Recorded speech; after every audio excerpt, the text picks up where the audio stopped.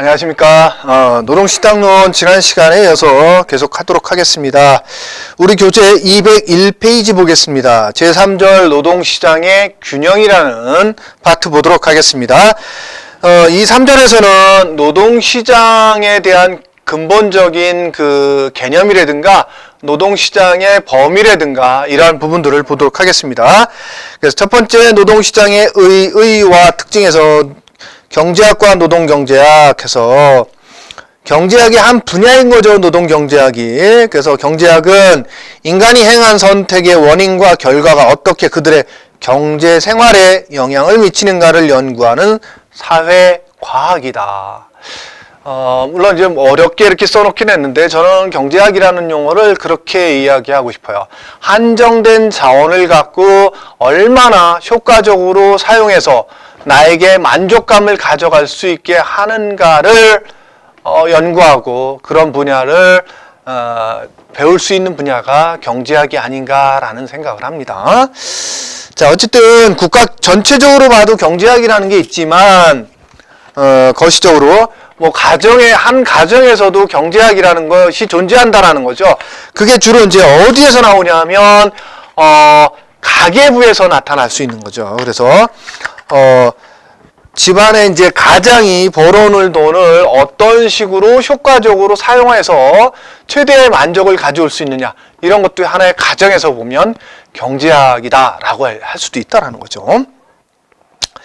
자, 그 다음에 노동경제학이라는 것은 경제학의 응용 분야이면서 노동 쪽에, 그러니까 사람을 활용해서 어떤 일이 이루어지고 그로 인해서 경제적 효과는 어떻게 나타나느냐, 이런 것들을 보는 거예요. 그래서 노동경제학에서는 주로 어떤 부분들을 다루냐면 노동의 수요와 공급, 그 다음에 실업, 임금의 결정, 그 다음에 노사관계, 이런 것들을 주로 그 연구 대상으로 삼는다라는 거죠. 다음 페이지로 넘겼습니다. 그래서 노동시장이 갖는 거는 그런 여러 가지 분야들이 있다. 그래서 노동시장에서는 취업이라든가 실업이라든가 혹은 노사관계라든가 이러한 여러 가지들을 다룬다. 그 다음에 노동시장의 특징을 보도록 할게요. 202페이지 하단에 보면 첫 번째는 고용관계가 연속성을 띈다라는 거죠. 그래서 한순간에 이루어졌다 끝나는 게 아니에요. 상품시장은 그럴 수 있습니다. 내가 예를 들어서 이 분필을 필요해서 문방구에 가서 산다. 그 사는 시점에서 상품시장 끝난 거예요. 내가 이제 문방구 가지 않는 이상은 상품시장과 나는 전혀 상관없어지는 거죠. 그러나 노동시장은 그렇지 않다라는 거죠. 내가 사업주일 때 근로자를 고용할 때만 딱 그때만 필요한 게 아니라 고용해서 퇴직할 때까지 연속성을 띈다라는 거죠. 그 다음에 고용 내용이 불명확하다. 예를 들어서 인사사무직이라는 그 직무를 정립해서 이제 확정을 해서 사람을 뽑더라도 인사만 하느냐, 그렇지 않다라는 거죠. 예를 들어서 사무실과 공장이 같이 있는 곳이다. 근데 공장의 직원들이 파업으로 공장이 안 돌아간다든가 혹은 근로자 몇 명이 워크숍 갔다 오다 다쳐가지고 생산 라인에 사람이 부족하다. 그러면 인사 사무직이지만 내가 어쩌다 한번 내려가서 생산 라인에 가서 일을 할 수도 있죠. 그러니까 딱 정해진 게 아니다라는 거예요. 이 분필은 분필로서의 역할만 해야 되지, 이 분필이 가루를 낸다 해가지고 밀가루가 되거나 이렇지 않잖아요. 그렇듯이 상품은 명확성이 있지만 노동시장에서의 상품의 특징은 그렇지 않다라는 거예요. 그 다음에 제도적 영향을 많이 받는다. 그렇지 않습니까? 노동관계 법규도 있지만, 예를 들어서 최저임금 얼마 이상 줘라. 또 예를 들어서 한 주에 40시간 이상을 시키면 안 된다. 기본적으로는 시킬 때는 근로자의 동의를 받아라. 이런 법에 의한 것도 있지만 또 회사가 만드는 사규라고 할 수 있는 각종 규정들, 그죠? 몇 년이 지나야 대리에서 과장으로 올라가서 이런 제도의 영향을 많이 받는다라는 거죠. 그 다음에 형태가 다양하다. 그래서 전국적인 노동시장도 있고, 그 다음에 또 지역별 시장도 있고, 그 다음에 외부 노동시장, 내부 노동시장, 그 다음에 1차 노동시장, 2차 노동시장, 이러한 여러 가지 다양한 형태로 노동시장이 존재한다는 거죠. 그 다음에 표준화시킬 수 없는 노동자. 뭐 예를 들어서 서울에 있는 4년제를 나왔다. 그럼 그 사람이 소고기 뭐 등급 매기듯이 A 투풀 이렇게 매길 수 있나요? 예, 없다라는 거예요. 똑같이 A의 서울에 있는 4년제 경영학과 나온 4년제 졸업자라도 홍길동이라는 사람은 인성도 좋고 사회성도 좋고 그래서 A 투풀이 될 수도 있겠지만 뭐 김계동이라는 사람은 사람들하고 어울리지도 못하고 사람들하고 맨날 싸우긴 하고 공부는 잘하지만 그럼 A 투풀이 안 될 수도 있잖아요. 어쨌든 그렇게 표준화시킬 수가 없어요. 사람에 대해서는. 그 다음에 노동자의 교섭력이 존재한다라는 거예요. 뭐 채용할 당시야 사장이나 경영자가 최고의 힘을 발휘하지만 들어가선 노동자들끼리 단결을 통해서 자 우리도 이런 것 좀 해주세요라고 요구할 수도 있다라는 거죠. 그 다음에 노동시장이 이제 생산물 시장과 다른 건 또 뭐가 있느냐. 그래서 노동시장과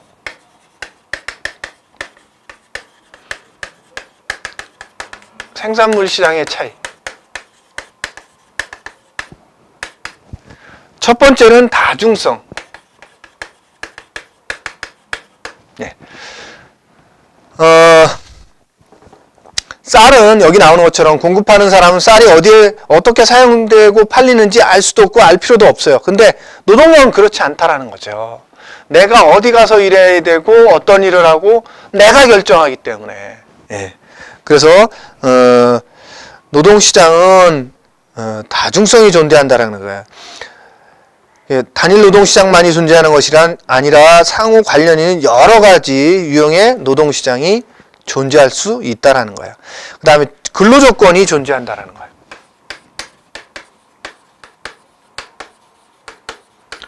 그래서 하루에 몇 시간 일하고 또 어떤 일을 하고 그 다음에 임금은 어떻게 되고 또 복리수당은 어떻게 되고 이런 조건을 따진다라는 거죠.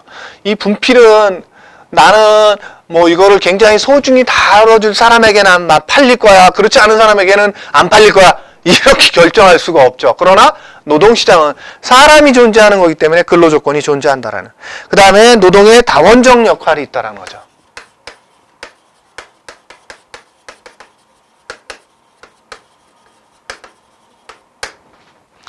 고용인과 피고용인이기도 하지만 또 사용자와 노동자이기도 하고 그러나 또 어떤 때는 협의체의 구성원이 되기도 하고 그죠? 또 어떤 때는 뭐 노조가 전체가 개입한다면 오히려 이게 노조의 요구가 갑이되고 사용자가 을이 될 수도 있고 이렇게 좀 다원적인 역할이 존재할 수 있다라는 얘기입니다.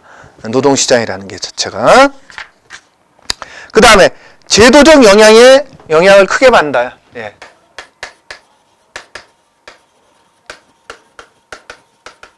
예. 그래서 근로기준법이라든가 혹은 남녀고용평등법이라든가 이런 법에 따라서 근로기준법은 뭐 하루에 근로시간을 정해지기도 하고 또 임금은 어떻게 주어라 뭐 등등등 그런 제도의 영향을 받는다라는 거죠. 그러나 농산물 시장은 그렇지 않을 수도 있다라는 거죠. 그 다음에 상품으로서의 노동력 특수성은 근로자는 자신을 파는 것이 아니고 근로자의 인적 자본을 판다라는 거죠. 그래서 자신을 판다면 그건 노예겠죠. 예, 그래서 자신을 파는 게 아니라 자신의 노동력을 파는 거예요. 그 다음에 저량으로서 인적 자본을 가지고 있으면서 유량으로서 노동력을 갖고 이를 판매하는 거죠. 저량이라는 거는 내가 예를 들어 대학을 딱 졸업한 순간에 취업했다. 그러면 거기까지 대학교 졸업할 때까지 배운 그 지식이 저량이 되는 거죠. 그 수준. 그 다음에 이제 그 취업해서 뭐 1년이든 3년이든 일했다. 그럼 이제 유량이 되는 거죠. 그 다음에 생산 현장에 가야 돼요. 노동력과 노동자가 분리가 불가능하죠. 그 다음에 노동력은 소모되는 것이라 저장이 없다라는 거예요. 마모되는 거죠. 그래서 내가 예를 들어서 뭐 20대 때 취업했는데 그 노동력이 50대, 60대 남아있지가 않죠. 그죠? 그 다음에 판매 단계에서 불리한 위치에 있다.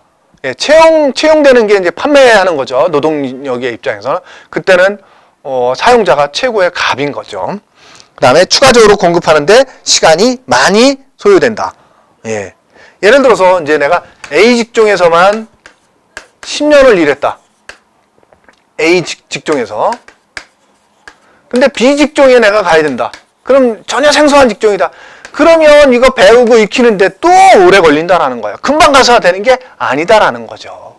예, 그런 시간적인 요소가 있다라는 거죠. 그 다음에 노동시장 분석에 있어서의 가장. 이러한 기본적인 가정이 없으면 법칙이라는 게, 원칙이라는 게 생길 수 없기 때문에 기본적인 가정을 하고 가겠다라는 거죠. 그래서 모든 노동은 동질적이고 고용주 입장에서는 모든 노동자 간의 완전 대체가 가능하다. 사실은 노동의 수요는 이렇게 되고 노동의 공급은 이렇게 되잖아요. 근데 여기에 수요만 먼저 볼게요. 수요만 먼저 본다면 자, 100원이었을 때, 50원이었을 때 임금이 100원이었을 때 10명, 50원이었을 때 20명을 쓴다. 근데 이걸 똑같이 그 10명이 똑같은 생산성을 낸다는 가정하에 하는 거지. 한 사람이 10사람의 몫을 내고 나머지 9사람이 한 사람 몫을 낸다. 이런 가정을 하고 있는 건 아니잖아요. 그죠? 그런 기본적인 가정을 한다라는 거예요. 모든 노동은 동질적이며 고용주 입장에서는 모든 노동자 간의 완전 대체가 가능하다. 그래서 이 10명 중에서 다른 10명을 무조건 갖다 쓰더라도 그 10명의 효과가 똑같이 나온다고 가정하고 가겠다라는 거예요. 그렇지 않으면 똑똑한 사람 10명만 쓰고 나머지는 다 빼겠죠. 그렇지 않겠습니까? 근데 이제 기본적인 가정을 그렇게 한다. 물론 현실에서는 제가 말하는 게 맞아요. 그다음에 모든 노동자는 노동시장 정보에 대한 완전한 지식을 가지고 있으며 이동이 자유롭다. 그래서 노동자 입장에서는 노동 공급 곡선을 보면 이렇게잖아요. 자, 요만큼 주니까 내가 요만큼 하고 요만큼 준다니까. 근데 요만큼 많이 준다는 걸 모르면 여기서만 내가 일하고 있겠죠. 그죠? 고용주는 생산물 시장 및 요소 시장에서의 완전 경쟁력이며 생산물 가격이나 임금률은 완전 신축적이다. 그래서 그러니까 노동시장이 아니더라도 상품시장도 마찬가지지만 시장의 원리를 따른다라는 게 뭐라 그랬어요? 첫 시간에 제가. 누구도 거기에 인위적으로 개입할 수 없다라는 거예요. 내가 예를 들어서 상품이 안 팔리는데 가격을 인위적으로 올린다든가 혹은 상품이 잘 팔리는데 인위적으로 잘 내린다든가 이럴 필요 없는 거잖아요. 그죠? 시장 원리에 따르면 잘 팔리면 올라가게 돼 있고요. 안 팔리면 내려가게 돼 있습니다. 가격은. 그죠? 그 다음에 노동력의 크기는 일정하게 주어져 있다. 어떤 사람은 100년 동안 가고 어떤 사람은 50년만 쓰는 게 아니라 일정하게 주어져 있다라는 가정하에 가겠다라는 거죠. 생산물의 총 수요 수준은 일정하다. 예. 그러니까 제가 늘상 얘기했던 게 이제 기업에서 100개를 만들어내면 시장에서도 100개가 팔린다는 가정에 하에 하는 거지. 200개 생산성이 좋아져서 200개 만들었다. 그럼 시장에서 200개 팔릴 수 있으면 생산성 좋아지는 게 훨씬 더 좋은 거죠. 근데 그렇지 않고 생산성이 좋아지면 어떻게 한다? 노동 수요가 감소할 수 있다는 건 뭐예요? 100개를 만들었다는 건 뭐예요? 시장에서 100개가 일정하게 수요가 되고 있다는 걸 가정하에 했다는 거죠. 그래서 생산물 총수요 수준은 일정하다고 가정하고 한다는 거죠. 모든 일자리 공석은 외부 노동시장을 통해서만 채워진다. 내부 노동시장은 존재하지 않는다. 요거 이제 다음 시간에 하는 내부 노동시장과 외부 노동시장 거기에서 좀 더 설명을 드린 다음 이해가 되실 거예요.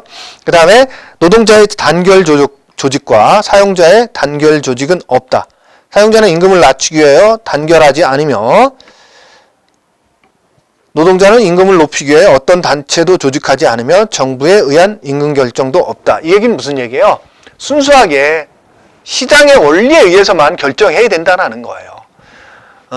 내가 생산성이 떨어지는데도 불구하고 노조에서 압력을 가해서 임금을 인위적으로 올렸다. 그러면 그 기업은 정상적으로 돌아가기 어려울 겁니다. 나중에 망하는 경우가 있어요. 근데 어때요? 생산성도 높아지고 시장에서 어떤 그 회사의 제품도 많이 팔리고 있고 그럼 당연히 임금이 올라가야 되는 거예요. 사람도 많이 써야 되는 거예요. 그게 시장 원리로 가야 돼. 인위적으로 조정하지 말라라는 거예요. 그런 가정을 하에 이 노동시장이라는 그러한 기본적인 시장을 우리가 배우고 익히겠다라는 거예요. 그 다음에 노동시장의 구조를 보도록 하겠습니다. 여러분들 상품시장과 노동시장은 다르다고 그랬지만 노동시장을 하나의 시장, 이게 이제 경쟁시장이에요. 그냥 하나밖에 없다고 생각하는 거예요. 모든 시장이 그냥 워크넷이든 자쿠리아든 뭐 직업소개소든 뭐 동네에서 발생하는 뭐 인력시장이든 그걸 모든 걸 다 그냥 하나의 시장으로 보는 걸 경쟁시장 가설이고요. 그렇지 않다. 노동시장도 나눠져 있다고 보는 게 분단 노동시장. 그래서 1차 노동시장도 있고 2차 노동시장도 있다고 보는 것과 그 다음에 내부 노동시장과 외부 노동시장이 존재한다. 이렇게 보는 게 분단 노동시장이에요. 그래서 분단 노동시장을 좀 더 보면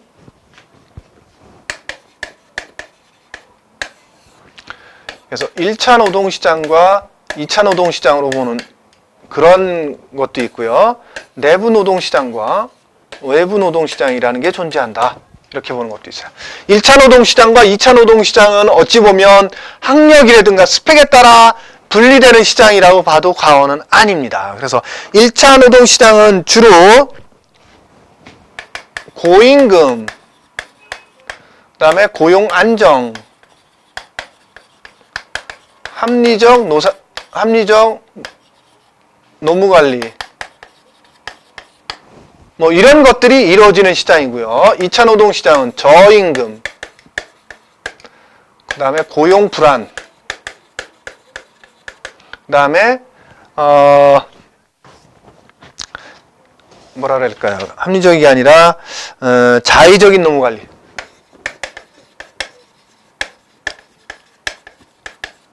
그 다음에 열악한 환경, 그 다음에 쾌적한 환경, 여기는 뭐 이런 거죠.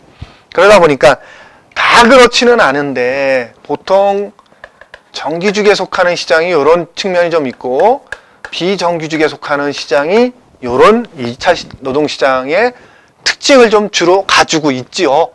100% 그렇다라는 건 아니더라도. 그 다음에 뭐 예를 들어서 고학력자가 가는 시장이 1차 노동시장이라면 저학력층이 가는 시장이 2차 노동시장일 가능성이 큰 거죠. 네, 그래서 제가 아까 말씀드린 게 어떤 학력이라든가 스펙의 차이로 나눠질 수 있는 시장, 이런 것들이 보통 1차 노동시장과 2차 노동시장으로 분류어진다라는 거죠. 그래서 우리 교재에 보면 205페이지 보겠습니다. 그래서 205페이지 뭐 직무경쟁이론 분단노동시장에서 이거는 직무경쟁이론은 뭐 볼 필요 없을 것 같고요. 크게 중요하지 않으니까. 그 다음에 이중노동시장에, 이걸 이중노동시장이라고 하는데 1차 노동시장과 2차 노동시장으로 시장이 분단되어 있다고 보는 거예요. 그래서 사실은 여기 있던 사람이 2차 노동시장에 있던 사람이 1차 노동시장으로 옮겨가기가 수월하지는 않죠. 현실적으로 그렇지 않습니까? 근데 1차 노동시장에 있던 사람이 2차 노동시장으로 올 수는 있어요. 근데 잘 안 와요, 이 사람들도. 거의 1차 노동시장에서 노는 경우가 많죠. 그래서 시장이 나눠져 있다, 분단되어 있다라고 보는 거예요. 그래서 205페이지 하단에 보면 1차 노동시장은 고임금, 양호한 근로조건, 그 다음에 고용 안정성, 승진 및 승급의 기회가 있고, 그 다음에 합리적인 노무관리가 이루어지는 데 반해서 2차 노동시장은 저임금, 열악한 근로조건, 고용의 불안정성, 승진 기회의 결여라는 거는 승진 기회가 거의 없다라는 거죠. 그 다음에 자의적인 노무관리, 자의적이라는 것은 그냥 엿장수 마음대로 하는, 그냥 사장 마음대로 이쁜 놈 올려주고 미운 놈 안 올려주고 아무리 오래됐어도 뭐 이런 식인 거죠. 그래서 주로 이제 1차 노동시장이 그 구학력, 그 다음에 이런 고스펙자가 가는 시장, 그 다음에 2차 노동시장이 저학력, 저스펙을 가진 사람들이 진출하는 시장, 요렇게도 어찌 보면 볼 수 있다라는 거죠. 그래서 그 밑에 보면 1차 노동시장의 특성에서 직무 진출입이 어렵고 합리적인 인사노무관리를 통한 생산성의 효율성을 추구하며 승진 및 승급 기회가 많아 인적 자본 축적이 용이해서 고용이 안정되는 등 양호한 근로 조건을 갖고 있다 볼 수 있다. 그렇다라는 거죠. 그 다음에 이제 내부 노동시장과 외부 노동시장으로 분류가 되어 있다라고 보는 것. 내부 노동시장은 뭐냐면 여러분들 어느 기업에서 주로 이제 대기업에서 이루어져요. S기업으로 봅시다. S기업에서 뭐 A부서의 김 과장이 퇴직을 했어요. 그러면 S기업 입장에서는 외부에서 바로 김 과장 몫의 과장급을 영입하지 않고 경력직을 채용하는 게 아니라 어떤 식으로 하냐면 B부서나 C부서, D부서 이 중에서 뭐 더 많은 부서가 있으면 과장급 중에서 여유가 있는 부서에서 과장을 한 명 데려올 수도 있고요. 아니면 이럴 경우가 어렵다면 대리 중에서 선임을 이 자리에 앉히는 거죠. 김 과장이 했던 자리를. 그러면 대리가 한 번 부족해질 거 아니에요. 그러면 이제 평사원 중에서 선입사원을 한 사람 대리 자리에 앉히고 또 이 선입사원 자리가 부족하면 신입사원을 중에서 한 사람 이쪽으로 앉히는 거예요. 이런 식으로 해서 외부에서 사람을 노동시장을 문을 열어서 데려오는 게 아니라 내부에서 필요한 사람을 데려다 쓰는 내부에서 노동시장이 존재한다는 그 기업 내부에서 이런 게 내부 노동시장이에요. 사실은 대기업에서 이런 경우가 많습니다. 예. 그래서 이제 나중에 필요하면 이제 A부서에 TO가 한 명 빈 거잖아요. 그러면 나중에 공채할 때 1년에 한 번 공채할 때 자 우리 부서에 한 사람 필요하니까 한 사람 뽑아주세요 라고 인사부서에 요구하는 거죠. 그래서 이제 기업 전체적으로 봤을 때 뭐 50명, 100명을 뽑아서 필요한 부서에 배치해 준다라는 거죠. 그러니까 1년에 한 번씩 뽑는 거예요. 수시로 뽑지도 않아요. 그게 이제 우리가 주로 대기업이나 이런 거 공기업 뭐 이런 데서 주로 행해왔던 거죠. 물론 요즘은 이제 대기업도 수시 채용이 늘어나죠. 어쨌든 이런 것들을 기업 내부에서 입사와 퇴직을 제외한 모든 것들이 기업 내부에서 이루어지는 노동시장을 내부 노동시장이라고 부른다라는 거죠. 근데 반대로 외부 노동시장은 뭐냐? 주로 이제 중소기업에서. 중소기업, 예를 들어서 L이라는 기업이 있다. 그러면 여기 이제 과장이 하나 퇴사를 하잖아요. 그럼 바로 외부에서 과장급을 데려와요. 왜? 밑에서 교육받은 사람들이 대리나 사원급이 많지가 않아. 교육받아온 사람들이. 그러니까 어떻게? 외부에서 과장급을 하나 데려오는 거야. 네, 그래서 바로 외부 노동시장을 통해서 인재를 영입하죠. 그래서 내부 노동시장은 주로 대기업에서, 외부 노동시장은 중소기업이나 뭐 이런 데서 주로 활용을 하더라는 거죠. 이해되시죠? 예. 그래서 내부 노동시장은 주로 이제 기업 내에서 노동시장이 이루어지는 거. 그래서 내부 노동시장에 있어서는 형성되는 게 요인이 있다. 내부 노동시장에 형성 요인이 있다. 그게 첫 번째는 숙련의 특수성이에요.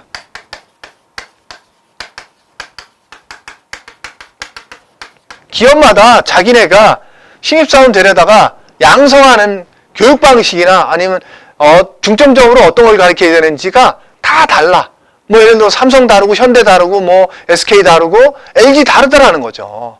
그래서 다른 기업에서 있던 사람이 우리 회사에 오면 적응을 잘 못해. 예, 그래서 내부 노동시장을 주로 활용한다라는 거죠. 두 번째는 현장 훈련이에요.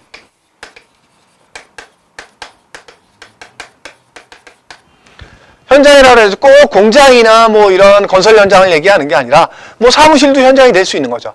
그 현장에서 이루어지는 그 부서에 그 뭐 팀에서 이루어지는 그 독특한 어떤 현장에서 전수하는 혹은 뭐 업무 방식 스타일이라든가 이런 것들이 그 기업만이 갖고 있는 독특성을 가지고 있기 때문에 내부 노동시장을 활용한다라는 거예요. 예, 세 번째는 관습입니다. 관습. 이건 이제 비성문화된 거죠. 뭐 관습법이라는 얘기도 나왔었죠. 관습. 그래서 굳이 뭐 어떤 그 회사의 규정이라든가 어떤 제도가 아니더라도 그냥 선배로부터 계속 내려오는 집안에 이제 가풍이 있고 이렇듯이 기업에도 기업의 사풍이라는 게 있겠죠. 그러면 그 기업만이 고유하게 내려오는 관습 같은 거 이런 게 이제 정착화되어 있다라는 거죠. 예를 들어서 지금은 안 그런데 옛날에는 현대가 뭐 불도저 스타일이었죠. 그 다음에 삼성은 뭐 관리의 삼성이라 그래가지고 철저한 관리에 의해서 움직이고 뭐 이런, 지금은 안 그랬지만 옛날엔 좀 그렇다라는 거죠. 그러다 보니까 현대에 있던 사람이 삼성에 와서 일을 잘 못하더라는 거죠. 무조건 뛰어들다 보니까 현대 출신들은, 그러니까 삼성은 뭐 미리 사전에 계획 세우고 보고하고 가능성이 얼마큼 이런 걸 다 점검해 본 다음에 하는데 현대는 무조건 뛰어들다. 그러니까 이제 그 가풍이 다른 게 현대 정주영 회장께서 이제 고인 되신 분이 예전에 그랬던 거죠. 해보기에는 했어? 안 된다는 소리 하지 말고 해보고 나서 그 소리 하라는 거죠. 근데 이제 삼성은 아니잖아요. 그렇듯이 그러한 차이가 있다. 이러한 세 가지 요인 때문에 외부 사람을 데려다 쓰는 게 아니라 내부에서 키운 사람을 쓰는 게 훨씬 유리하더라는 거죠. 그래서 내부 사람들을 계속 쓴다라는 거예요. 그게 내부 노동시장의 형성 요인이라는 거죠. 자, 다음은 이제 207페이지에 나오는 내부 노동시장과 조정기능에서 내부 노동시장에서는 조정기능이 굉장히 강화될 수가 있다. 조정기능이라는 건 통제할 수 있는 게 쉽다라는 거예요. 왜? 그래서 내부 노동시장은 그래서 이제 주로 아까 얘기했지만 이제 평사원이 잘하면 올라가서 최고 경영자까지 올라갈 수 있는 거예요. 그러다 보니까 어떻게 해요? 윗사람 말을 잘 들어야 안 들어? 잘 듣겠죠. 그래서 통제가 잘 되는 거예요. 조정이라는 게 어떻게 보면 통제예요. 그 다음에 내부 노동시장의 장단점을 보도록 하겠습니다.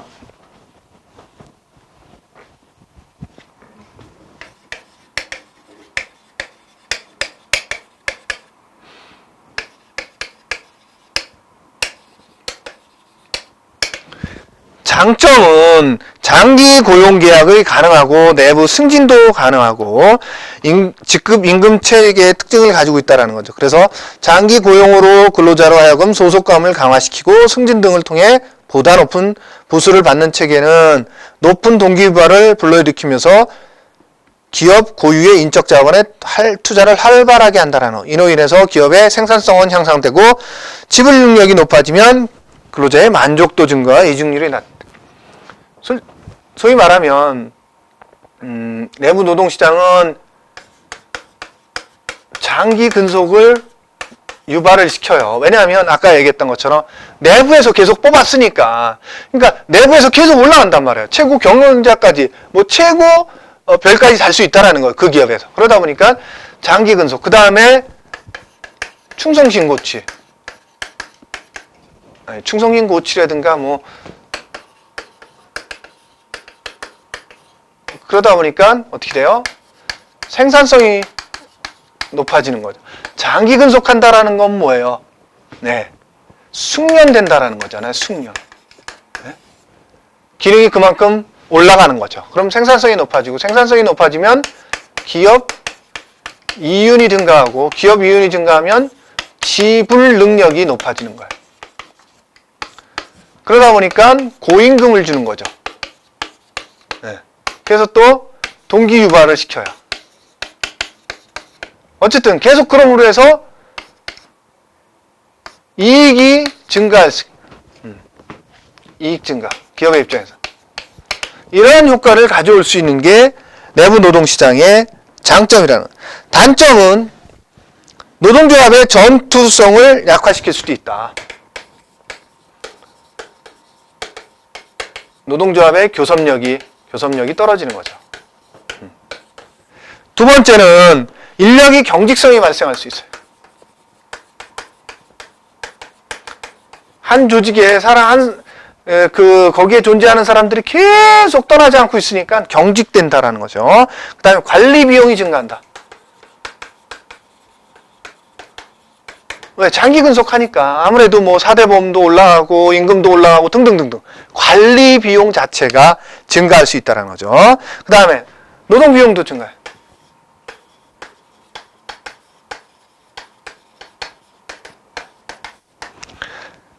그 다음에 핵심 역량의 집중이 곤란해질 수 있다.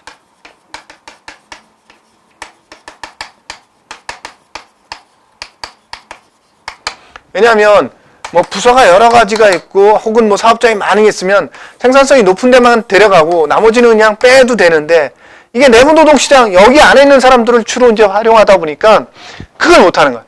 그래서 생산성이 떨어지는 부서도 그냥 데려가는 거죠. 그러다 보니까 핵심 역량의 집중도 곤란해질 수 있다. 뭐 이런 얘기입니다.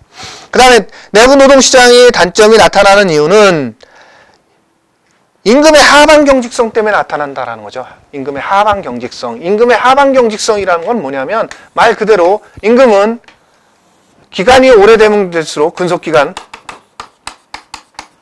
그 다음에 이게 임금이라면 근속기간이 오래되면 오래될수록 올라가면 올라가라 그러지 밑으로 내려가지 않으려고 한다라는 거죠. 이게 임금의 하방 경직성. 밑으로 내려가 하방 밑으로 내려가는 거에 대해 굉장히 경직돼 있다라는 거예요. 그래서 그로 인해서 단점이 나타날 수도 있다라는 거죠. 그래서 임금의 하방 경직성을 띠게 되는 원인은 첫 번째 근로자의 장기 근속이에요. 근로자가 장기 근속하면 오래 하면 오래 할수록 임금이 올라가야지 내려가지는 않잖아요. 그죠? 두 번째, 노동조합의 강력한 저항에 부딪혀서 밑으로 내려가지 않을 수 있다는 거. 임금이 깎이는 걸 굉장히 싫어하니까. 그 다음에 근로자의 역선택 가능성도 있다. 이 얘기는 뭐냐면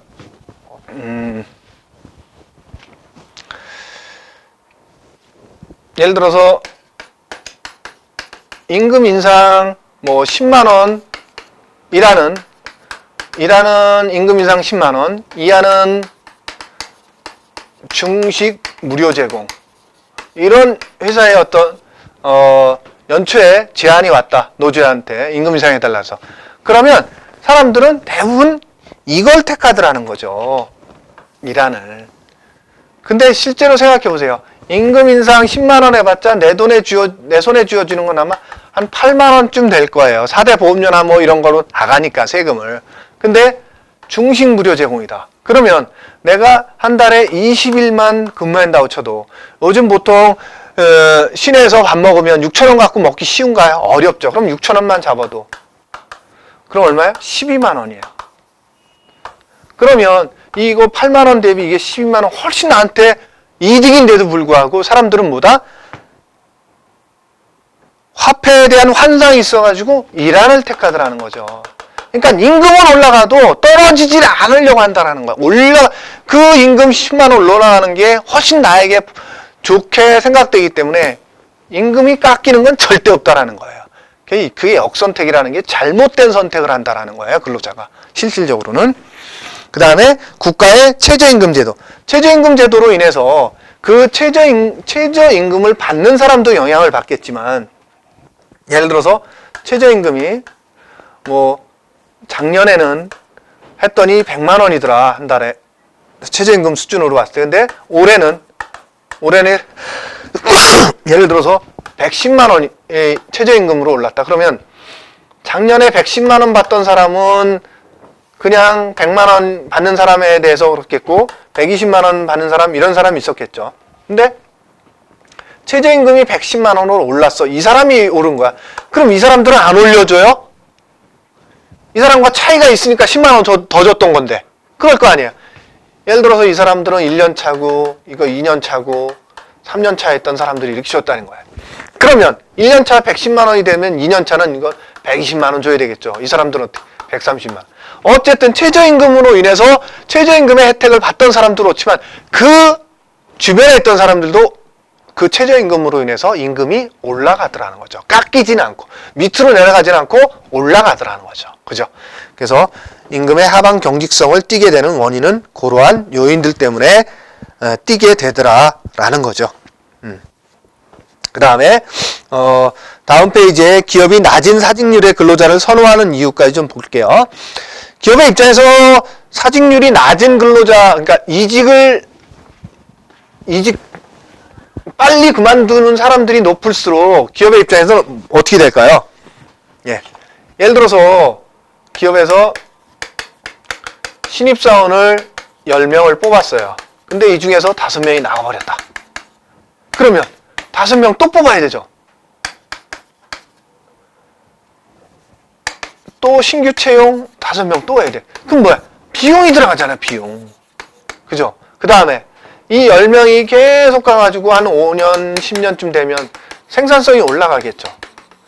근데 이 사람들 중에 또 5명 중에서 뭐 2.5년 만에 또 그만뒀다. 그럼 생산성이 그만큼 또 안 올라가는 거잖아요. 비용도 감소하고 생산성이 올라간다는 건 뭐예요? 이윤이 증대한다는 건데. 어쨌든 기업의 입장에서는 사직률이 높은 근로자를 선호하지 않는 이유는 비용을 감소시키고 이윤을 많이 낼 수 있는데 그런 사람들로 인해서 줄어든다는 거죠. 이래서 싫어하는 거고요. 그러나 기업의 사직률이 아예 낮아진다면 또 단점도 발생한다는 거예요. 그건 뭐냐면 노동시장에 경직을 가져온다는 거예요. 왜냐하면 노동시장 입장에서는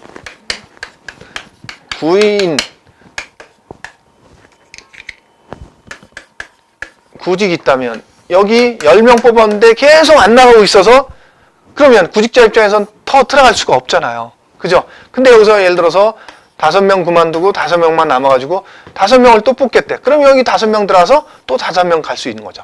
그래서 노동시장이 활성화될 수 있는데 그거를 그렇지 않고 경직성을 띠게 만든다라는 거예요. 장기 근속을 하게 되면.